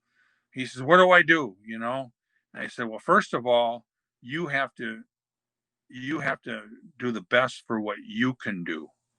And I said, this is terrible about this business, but you got to look out for yourself now. Quit trying to have a match to make the match look good. Make yourself look good because you're on TV and you're fighting for a job. So he says, well, I got a good match next week. He says, let me know how I do. So I watched the match. He was like a completely different person. Unbelievable match he had. He took charge. He controlled the match. He looked like he's wrestled for a while. He calls me up. He says, so Dad, I said, son, I'm proud of you.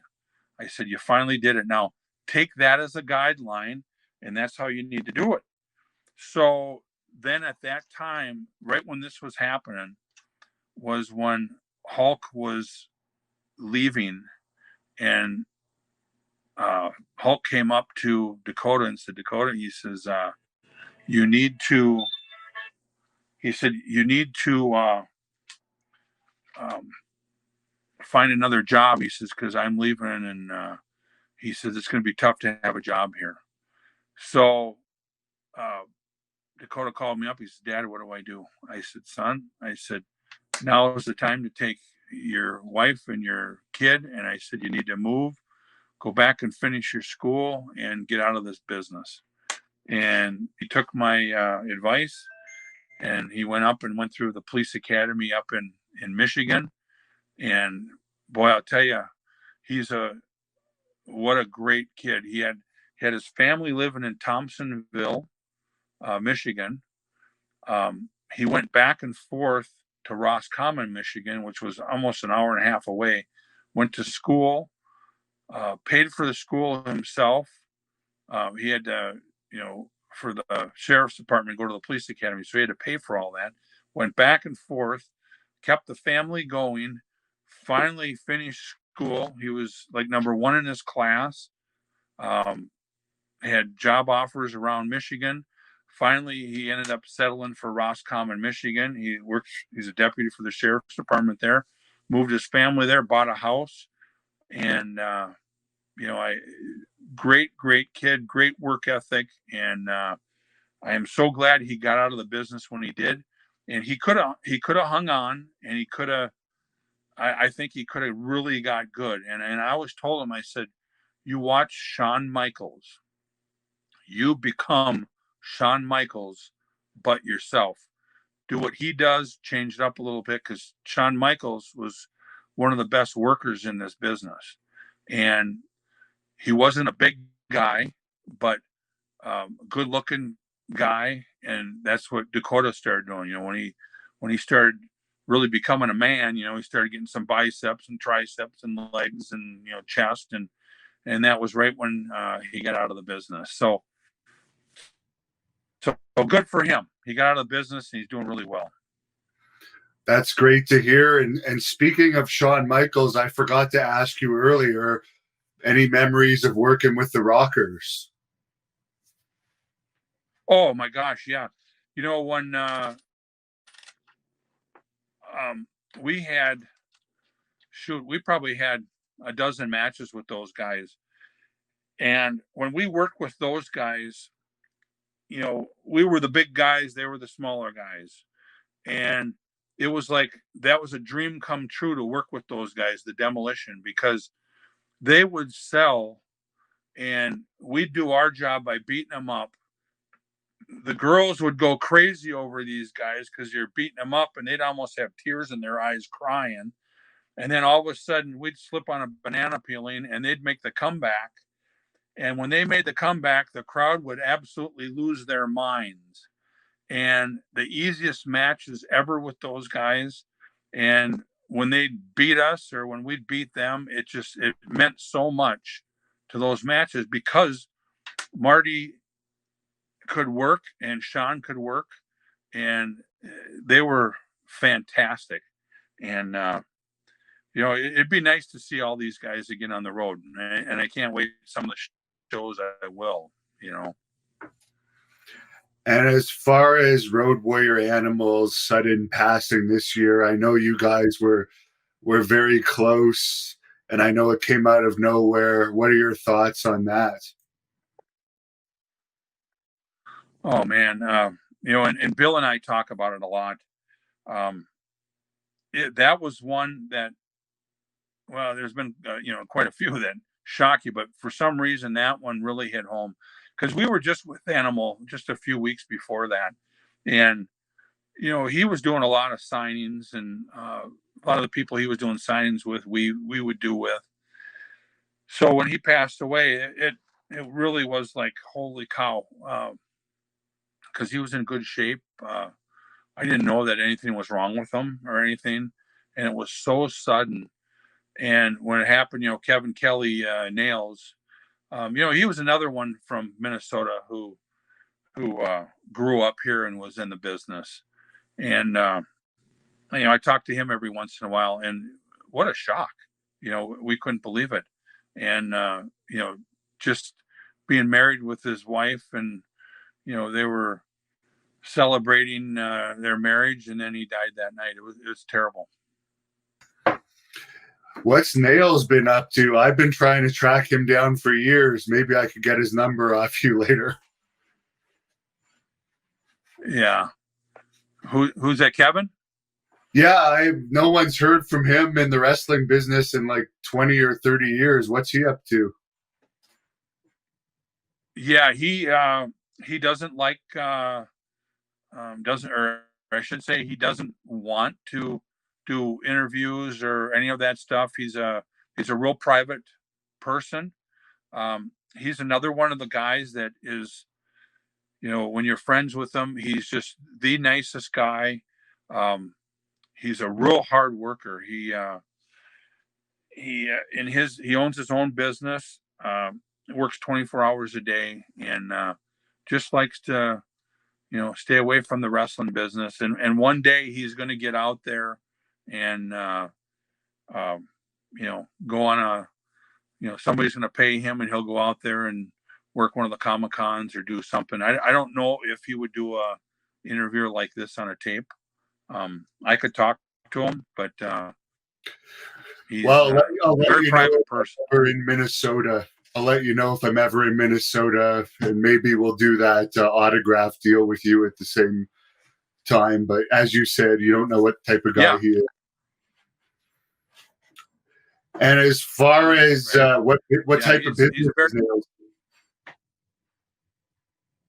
he sells trailers. He the big pole behind trailers. He owns a whole bunch of them and sells them, and does all that stuff. So good guy. What was the whole deal with him and Vince, where he allegedly choked Vince, and that's what led to him departing from WWE, because he was getting that huge push? I don't even know if he ever lost before he departed. Yeah, I don't know, and respecting him, I don't really want to say everything about all that stuff. But when that happened, I was in the same town as him, and I didn't know anything about it. All I heard was, "Hey, did you hear what happened? Nails choked Vince out," and I said, "Holy cow!" And that was, I never asked Kevin about it. It's just something that he's done, and I like I say, I don't know a whole lot about it. Do you stay in contact at all with Greg Gagne? Yeah, I just talked to Greg not too long ago. We don't talk all the time, but yeah, Greg's a great guy. He called me probably, I'd say probably about 4 months ago or so, and asked me if I wanted to, do a few things with him, and I told him yes. So yeah, Greg's a great guy, and he's here in Minnesota, and he does a few personal appearances in different places. So he's pretty much retired now, I would assume.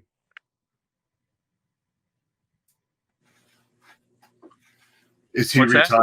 That? Is he retired from his shoot job? No, he still sells cars at a dealership around. Okay. And as far as today's wrestling product, do you follow it at all? I don't follow it. I hear things and I see some different commercial, everything. And um, the few times that I have watched it, the guys are phenomenal, but it just seems like, being TV, it's nonstop. There's no holds. There's no, um, if somebody hurts their knee, they don't really hurt their knee. You work on the arm, you really don't hurt the arm. That's what I've noticed that's different, at least the ones that I've seen. And the tag teams, it just seems like they just throw a couple of guys together, so it's not really a tag team show. Um, I suppose it's just to get four guys uh, TV time is what it is. But yeah, I don't really follow it. But from what I hear, the guys are incredible athletes. What would you do to bring wrestling back to the popularity where it was in, let's say, the late 80s or the late 90s? It hasn't had a boom like that in about 20 years. You've been around for decades. What are a couple of suggestions you might have for promoters out here that might be watching? Um, I think what wrestling always boils down to is wrestling. If you can get back to the old school of wrestling where you have a match that tells a story, but with nowadays where you got to speed the match up a little bit, um, that's the way that you're going to have a territory go again. I think all the interviews that you have during a wrestling show um, is too much. I think when it all boils down to is the story's got to be in the matches, and I think if there was going to be a TV show and you had the old school wrestling with the athletes that you have now, and you can tell a story and have the announcer tell the story, I think that's what's going to have another territory. And if the WWE is not going to run towns anymore, if there's another television show out there where the matches are in the towns, and it doesn't have to be 20,000 seat buildings, 1,000, 2,000, 3,000 seat buildings. I think that with a good TV show and good talent on there, you're going to sell those places out as long as you got good angles and you're not charging $1 million a person to come in there. And I think the way the WWF used to do it, when we ran the shows, we would fly into Chicago.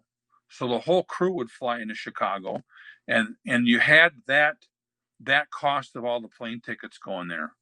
Well, you would wrestle in towns that were less than 200 miles from that place. So say you would wrestle in Detroit, then that night you'd drive back to Chicago. Then you'd fly, then you'd go to Rockford the next night. Then you'd go back to Chicago. Then you go to Fort Wayne, Indiana. You go back to Chicago. So all the guys were paying for the travel, except for that one plane ticket in and another one out. So it didn't cost much money to run those house shows back then. And then they wouldn't pay the opening matches. Really, they didn't pay the guys a whole lot of money except for the main events and semi-main events. So, if you had a TV show like say AEW, and they could run the territory like that used to be, where you could have these house shows, and that's what pays for all the guys, and that's where they learn their craft and their how they can work again, and you can work angles with guys and practice in those towns, so when you get to TV, you have TV matches that are just incredible. That's how I think you could make this wrestling happen again. And I interviewed the Metal Maniac a few weeks ago. I don't know if you remember him, but he told a story that you were on a Middle East trip with him that ended up being a nightmare. Do you recall that trip at all?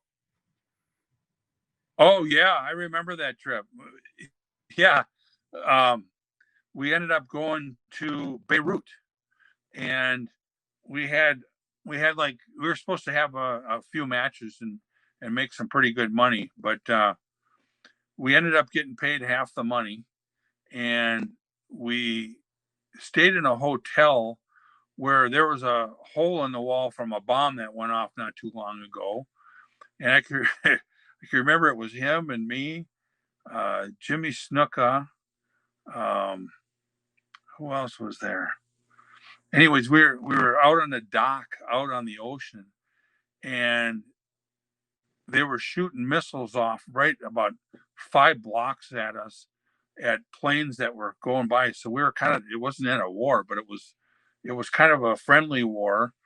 And when we ended up leaving, we were stuck in the airport for about 2 days. There was a red alert where they were worried that the war was going to start in Beirut again. So we were stuck at the airport for about 2 hours. But it ended up being a good trip. We had good food, good everything, and you know, yeah. But it was a nightmare. It could have went bad.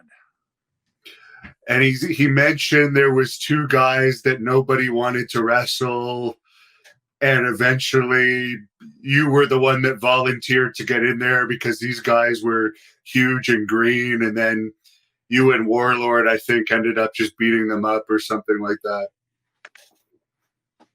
Well, yeah, it ended up being there were two local guys that never worked a lick, and we're Americans in Beirut, and thank God uh, we had soldiers that were with us the whole time, and we didn't want to beat these guys up too bad because we didn't want the crowd to jump on us and you know kill us. But I thought, yeah, what the heck.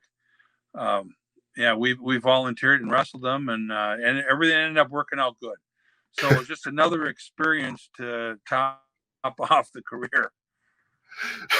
Would that have been one of the scariest trips you went on with all those missiles, or was there anything worse than that? Now, to me, that was probably the one, but actually it was nothing compared to having a match and having a riot start where you're fighting for your life to get out of the ring. That was worse than this. So where can people follow you if they want to look you up on social media, or if they want to book you for an autograph appearance or something like that once this lockdown ends? I'm at Real Demo Smash, and I watch it a lot, but I don't answer everything that's on there. Um, yeah, usually different promoters are the ones that call us up and book us on the trip. So I don't really give my number out to anybody because I don't know where I'm going to be. And in fact, I used to get a lot of fan mail at my office, but I'm not there anymore. So whoever sends that fan mail out, um, I may not get that. It might end up going back, or the post office might have it at their place because I know the new owners haven't been getting any of it. So all of a sudden it stops. So I don't know if it's being returned. Because some people used to send a lot of pictures and then I'd sign them and send them back. But don't do that anymore because I don't know where it's going to be, and you can't send it to my house here either because I'm moving out of here and moving to a new place. So really, if you can just look us up when we're coming to the town and come and see us at some of the signings, that would be the way to go. But yeah, at Real Demo Smash if for bookings. And finally, how's Bill doing these days? Pardon me? How's Bill doing these days? Oh, Bill's doing fantastic.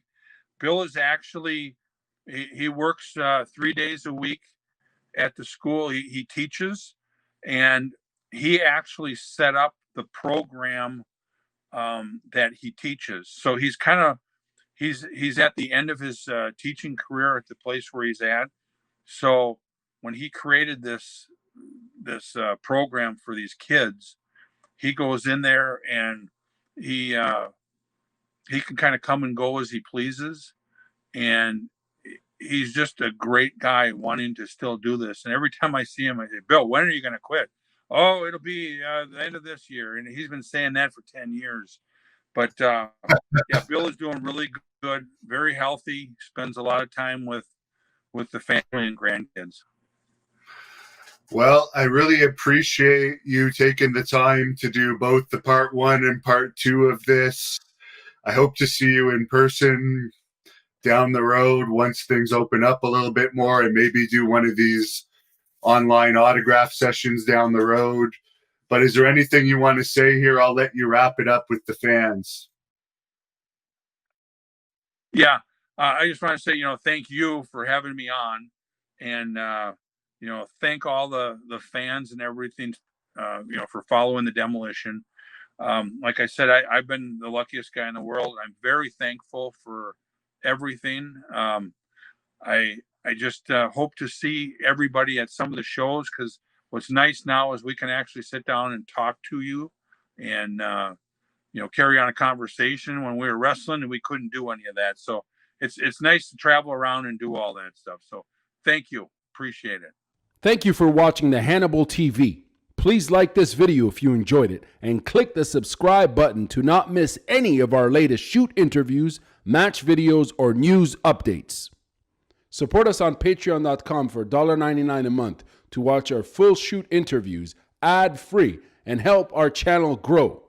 Follow us on Twitter at the Hannibal TV for instant updates.